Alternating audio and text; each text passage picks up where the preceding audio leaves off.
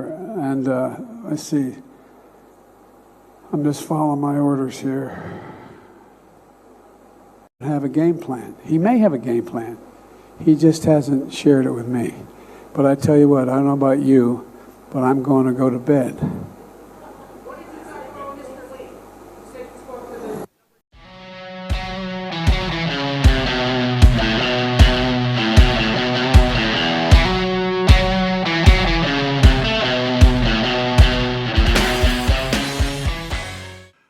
Can you imagine other world leaders, what they were thinking? Joe Biden, the commander-in-chief, the president of the United States, at the G20 summit in Vietnam, says to the reporters, I don't know about you, but I'm going to bed. I'm sorry? You're going to bed. And people wonder why most normal thinking Americans say, our country is in bad hands. Our country is in trouble. We're doomed. This man has absolutely zero clue about what's going on, nor does he care what's going on. How can anyone possibly in good conscience vote for this man knowing that he is completely gone? Gone. He's been burnt out for years. He was burnt out back in 2020 when they won the election, and now they're pushing him through for 2024, and people are supposed to feel confident. I, for one, do not feel confident. But I'm going to play you the entire clip of the reporter asking him questions, and you're going to listen to his answer. And right at the end, Karine Jean Pierre starts to get nervous because she knows Biden is about to go off on some ramble. He's going to stop mumbling, and she needs to stop it before it happens. So have a look at this. Thank you, Mr. President. I hope you didn't think that calling only on women would get you softballs tonight. Oh, I know better than that. Okay, well, let me start with President Xi. If you send me a softball, I wouldn't know what to do with it. I'd probably strike out even worse. Well, let me ask you about, you've spent lots of time talking about all the time you spent with President Xi and the importance of leader-to-leader communication, yet you two haven't spoken in 10 months. And I just wonder, are you worried that this is destabilizing the U.S.-China relationship, and what are you going to do about it? And then, if I may, on Ukraine, sir, Kiev is upset that the G20 communique didn't name Russia as the aggressor. Have you managed to rally more support or sympathy across the G20, or is this emerging as a wedge issue with the Global South, and does that change your commitment to Ukraine? It's not a wedge issue with the Global South. It's a wedge issue with Russia, which is present, and with China, which is present, has representation. And and by the way, I am, my team, my staff still meets with President Xi's people and his cabinet in effect. I met with his number 2 person here in India today. So it's not like there's a crisis if I don't personally speak to him. It'd be better if I did. But I think, look, this is not a criticism. It's an observation. He has his hands full right now. He has overwhelming unemployment with his youth. One of the major economic tenets of his plan isn't working at all right now. I'm not happy for him that, but it's not working. So he's trying to figure out, I suspect, I don't know, just like I would, trying to figure out what to do about the particular crisis they're having now. But I don't think it's a crisis relating to conflict between China and the United States. As a matter of fact, I think it's less likely to cause that kind of conflict. Anyway, I just think that there are other things on leaders' minds, and they respond to what's needed at the time. And look, nobody likes having celebrated international meetings if you don't know what you want at the meeting, if you don't have a game plan. He may have a game plan. He just hasn't shared it with me. But I tell you what, I don't know about you, but I'm going to go to bed.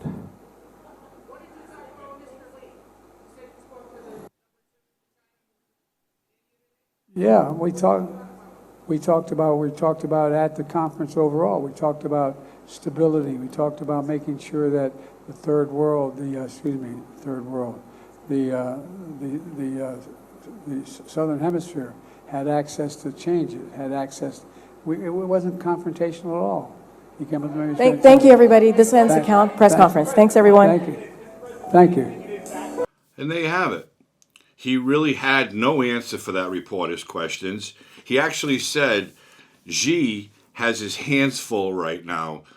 So he's really not concerned about his game plan. And he doesn't know his game plan because he hasn't told him yet.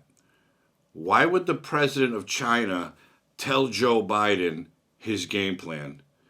But Biden's not worried about any conflict with China because everything's okay.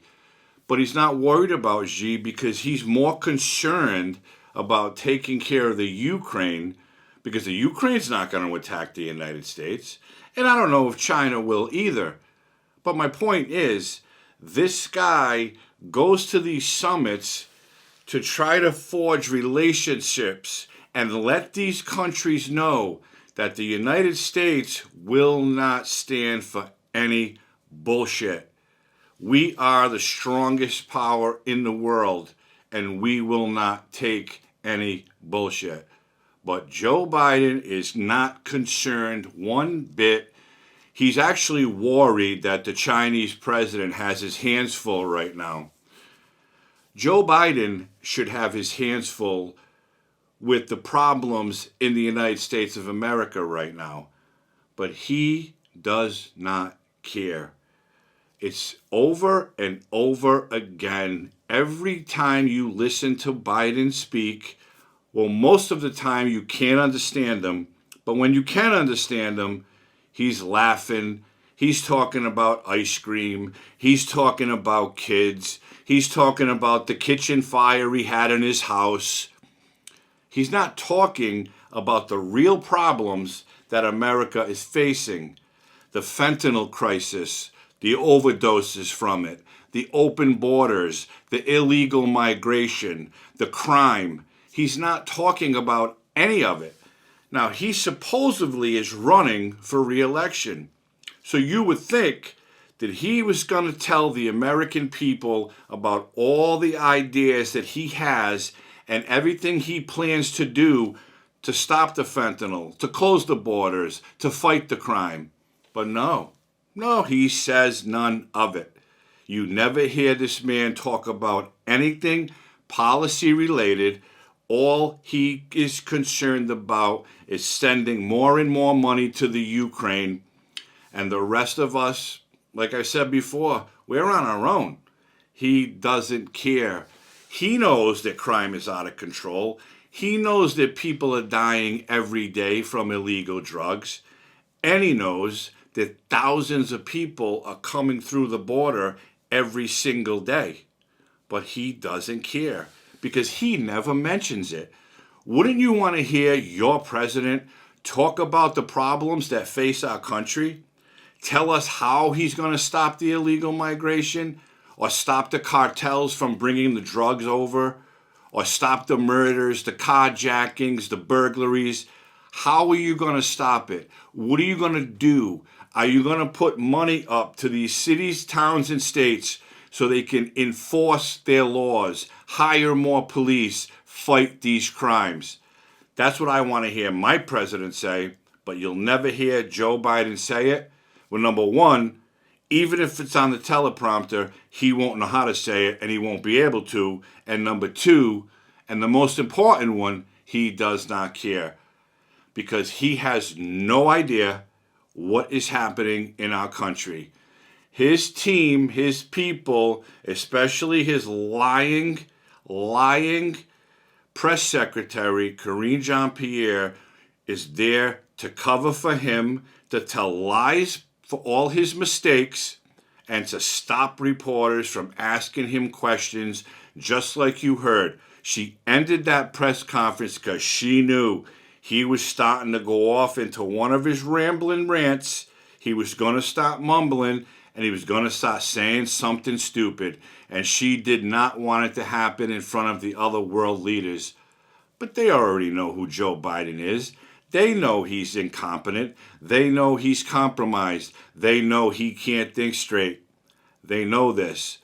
But KJP and the rest of his people think the American people are stupid, that we don't see it. We don't see how bad Joe Biden is, because they'll tell you Bidenomics is working. People are putting more money in their pockets, putting more money in their bank accounts. Prices are coming down. No, our country is in trouble, and that man you just saw right there, the one that said, "I'm going to bed," is the main reason we are in trouble.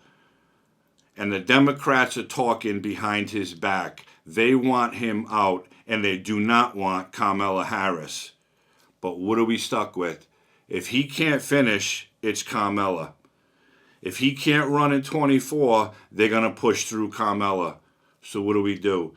We got to put a strong candidate in. And like Donald Trump or not, I've never been a big fan, but Donald Trump ran this country the way it should have been run for 4 years, and he can do it again. And I believe right now, with the pool of Republicans, Donald Trump is the only person that can save this country. But that remains to be seen, because they're trying to make sure that he does not get on the ballot because of all his indictments, all these crimes he's committed, according to Democrats. So they're trying to save Joe Biden because they know he's not going to make it to the finish line, and they're going to push Kamala through. And they're going to do everything in their power to make sure Donald Trump doesn't get on the ballot in 24. And quite frankly, if I had my choice between Biden or Harris or Trump, who you voting for? I'm telling you straight up, I'm voting for Trump. Was never a big supporter. I liked what he did. He could learn to keep his mouth closed a little bit more, because that's why so many people were triggered and offended. But Donald Trump would be the man to get in that White House, stop all this nonsense, stop the money train to Ukraine, close the border, stop the drugs, fight the crime. There is not a Democrat out there that wants to do it, and it's certainly not Biden, it's not Harris, and then you see Gavin Newsom's name thrown out there. California is a disaster, so cross him right off the list. But there's one more they talk about, Michelle Obama. Just what we need, another Obama in the White House. Cancel that one. She's absolutely not the person for the job. But this man is an embarrassment, not only to himself, but the entire United States of America.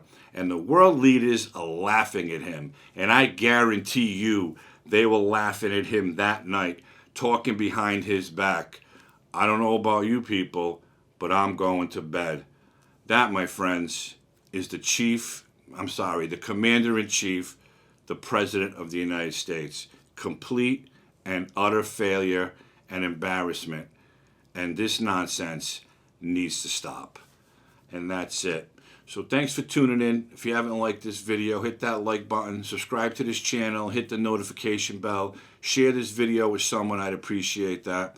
I hope everybody's healthy and safe, and I'll see you soon. Have a great night.